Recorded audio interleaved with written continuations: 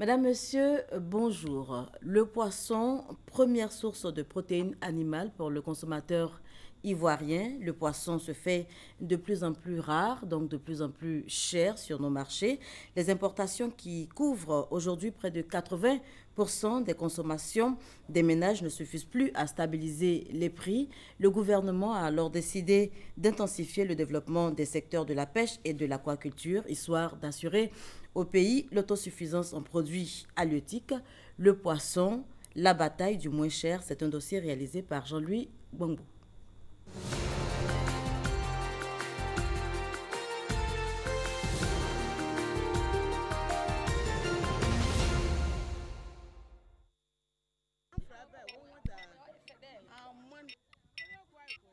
Sur la lagune ébriée, de rares pirogues de pêcheurs de retour de la haute mer, sous le regard impatient de plusieurs acheteuses de poissons, aux aguets depuis plusieurs heures dans l'attente de la pêche du jour. Mais sur les quais, seule une demi-douzaine de pirogues arrivent avec le cargaison aussitôt prise d'assaut. Attends, il y a passé. Tu n'as pas poisson sur ma tête ou bien? C'est passé. Poisson 20 000, on dirait poisson 10 000. Eliane, revendeuse à Abobodoumé, une des chanceuses du jour, repart après 7 heures d'attente avec une bassine de poissons qui vaut de l'or. J'ai oublié de vous donner mon poisson. Je ne suis pas obligé de quitter devant moi poisson. Je ne vends pas. Je ne vends pas, il est détaillé. Hey, les femmes là vont me tuer dans l'eau, tellement il n'y a pas de poisson. Malgré les sollicitations des autres revendeuses, Eliane préfère revendre elle-même directement aux clients, bien plus rentable en cette période où la demande explose. De quoi lui assurer une marge. Ça, c'est à 25 000. Ici, 5 000, 5 000, 2 500. Oh, mais tu sais que ça, c'est ton blanc. J'ai payé à 20 000, il faut me mettre 2 000. Le marchandage dure, la négociation est serrée, fini les profits d'antan qui ont fondu avec la pénurie de poissons. Pour le moment, c'est cher, il n'y en a pas. Il n'y en a pas. C'est ce que je vous ai dit, ce n'est pas le moment. Donc, c'est un peu cher. Habituellement, les bassines de poissons, on fait à 20 000, 22 000. Mais aujourd'hui, là, tu n'as pas 25 000, tu ne gagnes pas. Non seulement ce n'est pas bien servi, mais c'est cher. Cher parce que de plus en plus rare, à en croire les pêcheurs de poissons frais dans cette base de Vridi Zimbabwe. À l'aube, ils se préparent à une sortie en mer. Des pêcheurs traditionnels, 11 000 recensés en Côte d'Ivoire, qui fournissent la moitié du poisson consommé dans le pays. Peter Kobina est patron de pêche depuis 13 ans. Sa préoccupation depuis plusieurs mois, c'est charge en carburant. Essence là, c'est bon non? Ok, 4 bidons, hein? D'accord. Donc on va aller vite pour venir. Hein? Le carburant maintenant qu'on touche maintenant, c'est cher. Parce que l'État nous donne sa haute tasse. Mais si tu vas à mer, comme ça, exemple, tu as pris au moins 5 bidons de ce carburant. Peut-être arrivé là-bas, tu ne vas pas voir le poisson. Le poisson, là, tu ne connais pas où il se trouve. C'est maintenant que tu s'en vas chercher. Donc, si tu as la chance, tu as eu, tu dis Dieu merci. Poisson est servi où? Maï n'a pas sorti.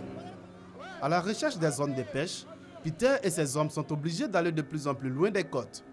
Plus de trajets, plus de carburant pour des parties de pêche de plus en plus chères et souvent un poisson introuvable. Et la pêche, c'est comment? C'est pas toi ça. Filet là, c'est depuis quand tu as mis dans l'eau? Depuis avant-hier. Il n'y a même pas un poisson qui est sorti. Ah, ok. À plus de 4 km des côtes, l'équipe de Peter finit par larguer ses filets. Des filets de pêche qui représentent un gros investissement pour le pêcheur, sans garantie de bénéfices. Filet là, c'est cher maintenant. Pour avoir un filet comme ça, si tu n'as rien dépassé, plus de 5-6 millions. Voilà, ça fait 3e poisson qu'on vient d'attraper. Bon, merci beaucoup. Du courage, hein. Merci. Aujourd'hui, c'est pas bon, mais on peut le prendre ça demain. Seulement 3 poissons en 6 heures de pêche, un maigre butin. À peine 75 000 tonnes de poissons pêchés en Côte d'Ivoire sur les 360 000 tonnes consommées chaque année.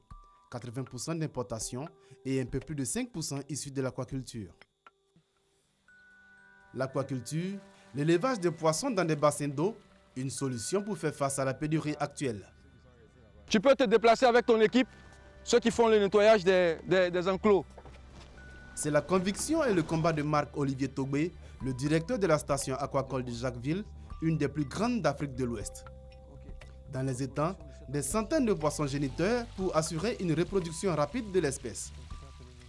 On va vérifier la présence effective de nos stocks. Ici, c'est les jeunes géniteurs qu'on avait collectés là.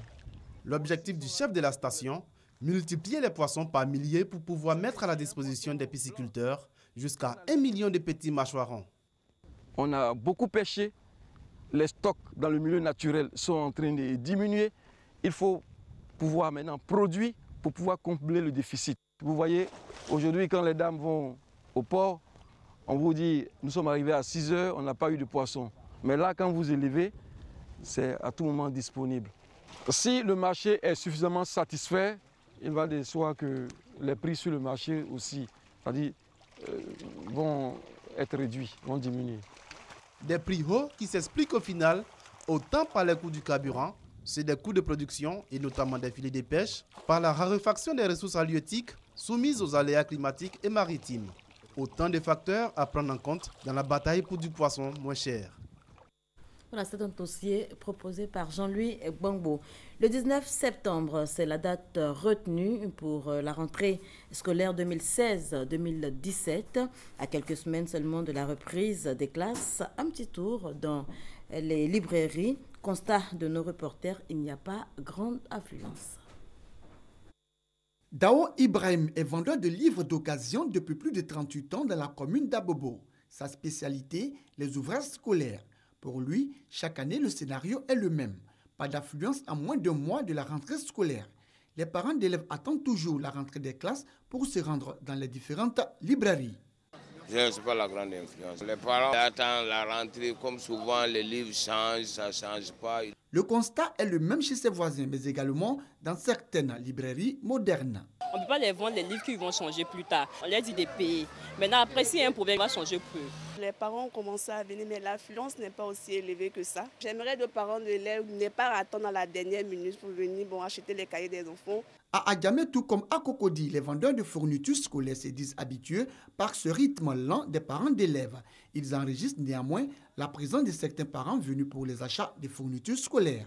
Il y a d'autres qui viennent acheter, il y a d'autres qui viennent se renseigner. Ils disent que la rentrée n'a pas encore bien commencé. Les parents ont commencé à fréquenter la librairie un peu. Plus la date de la rentrée sera proche, je pense que les parents viendront. Quelques élèves et parents d'élèves trouvés dans des librairies décident, eux, d'acheter tôt les manuels scolaires en attendant la liste des fournitures des écoles. Ils dénoncent cependant le changement répétitif des manuels scolaires. Quand on paye les livres d'avance, on arrive, les livres sont déjà changés. L'année passée, ça posait un problème. Par exemple, au niveau du CP1 et puis du CP2, en pleine rentrée scolaire, le livre de lecture a changé. La majorité des élèves qui avaient déjà pris ces livres-là, on était obligé de photocopier. Je pense que s'il y avait des livres à changer, le gouvernement aurait dû laisser l'information. Donc pour le moment, comme nous n'avons pas reçu l'information, nous sommes venus déjà prendre les livres. Je suis venu demander le prix des cahiers. Donc on m'a dit le 100 pages, c'est 1000 francs. Maintenant 200 pages, il a demandé, il a dit c'est 1500. Donc il a dit que s'il revient, va diminuer pour moi. À la veille de cette rentrée scolaire prévue pour le mois de septembre, librairies à ciel ouvert et librairies modernes ne connaissent pas encore l'affluence des grands jours de la rentrée scolaire. Et c'était un reportage signé par Gassoro Okone. La commune du Plateau vient de lancer un projet dénommé Parc Maître. Il s'agit d'une solution intelligente de stationnement. Les baies de stationnement seront donc désormais aménagées et payantes. C'est ce que nous dit Ami Sissoko. Centre des affaires de la ville d'Abidjan, la commune du Plateau accueille au quotidien pas moins de 13 000 véhicules. Trouver des places de stationnement n'est pas chose facile. Selon la municipalité, seulement 6 000 places de parking sont disponibles. Je suis venu avec mes enfants, je suis allé faire des courses. J'aurais pu bien les accompagner. Mais étant donné qu'il y a des difficultés de stationnement sur le plateau, je suis obligé de rester à l'intérieur de mon véhicule. On n'a pas un coin précis. Tu vas garder dans un coin, on vient te trouver, on te dit que la chaussée, tu es garé sur la chaussée. Il n'y a pas un parking principal pour nous. Pour répondre aux besoins de stationnement, la solution trouvée par la mairie du Plateau est le e-parking. Une méthode pour rendre le stationnement aisé. Nous nous sommes appuyés sur une expérience en Afrique du Sud, à Johannesburg, non seulement qui règle le problème du stationnement et de la fluidité au plateau, mais en plus qui permet d'insérer les jeunes. On va profiter de l'occasion pour insérer les NAMA. Tout va donc changer avec le e-parking. De nouveaux parkings publics seront construits. Il est même prévu des parkings en hauteur et plus de 4000 baies seront réaménagées. Le stationnement désormais réglementé va coûter de 300 francs à 500 francs CFA l'heure. Quand vous viendrez au plateau, vous allez trouver des baies aménagées, des baies de stationnement. Et donc, quand vous garez votre voiture, vous êtes approché par un agent de stationnement qui vous dit ce qu'il faut payer et vous payez ce montant, il vous remet un ticket et vous allez en toute quiétude donc à votre rendez-vous ou à faire votre course. Pour donner les chances de succès à son projet e-parking, la mairie du plateau va procéder à une série de tests sur les grandes artères. La phase pilote démarre les prochains jours sur le boulevard qui mène de la cathédrale Saint-Paul à l'immeuble Longchamp. Après les réajustements nécessaires, le e-parking devrait être appliqué à l'ensemble du plateau au plus tard à la fin de cette année.